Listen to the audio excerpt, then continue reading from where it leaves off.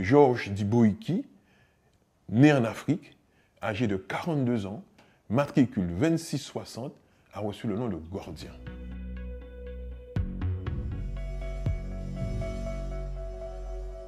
Là, j'ai vu des enfants qui jouent au ballon, je suis allé jouer avec eux. Mais ils me ressemblent. Je regarde les gens qui sont là, je trouve qu'on se ressemble. Et puis ils m'ont accueilli avec tous les rites classiques. Et on m'a expliqué quelque chose qui était impressionnant. Qu'on a pris 3 hommes du village et qu'on ne les a jamais revus.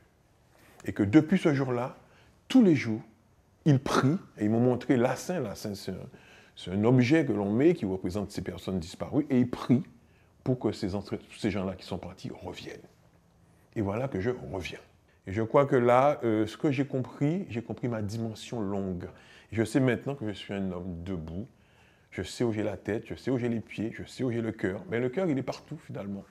Il est français, il est africain, il est guadeloupéen. J'ai refait le triangle de la réconciliation.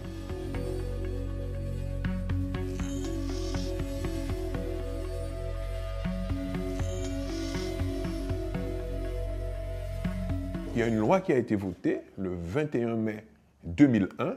Et que dit cette loi?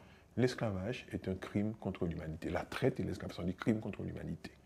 Et c'est comme ça qu'après, la question d'une date pour commémorer l'esclavage est posée. Et en fait, la date qui est retenue, une seule date, c'était le 10 mai, qui était la commémoration métropolitaine de l'abolition de l'esclavage. Et notre combat a consisté à dire, il faut 2 dates.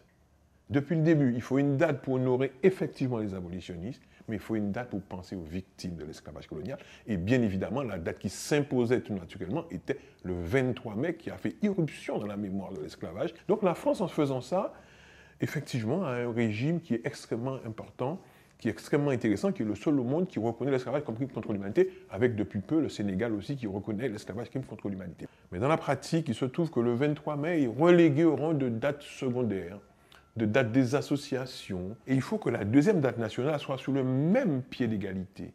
Et il faut que là, on explique qu'il y a eu un crime contre l'humanité. Encore une fois, il faut bien faire comprendre à notre société que cette question-là, elle a durablement façonné l'histoire de l'humanité. Et elle a mis en place des mécanismes de rejet, des mécanismes de sous-hommes. Il faut que l'État comprenne pourquoi ils ont déboulonné.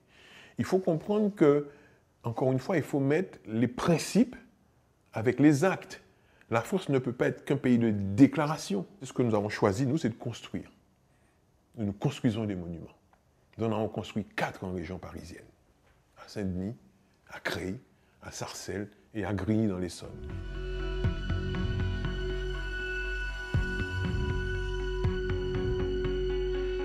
Il faut utiliser cette expérience de la colonisation française, de l'esclavage français, pour délivrer ce message, justement, délivrer ce message de lutte contre l'esclavage, contre toutes les formes d'esclavage, contre toutes les formes de racisme et de discrimination.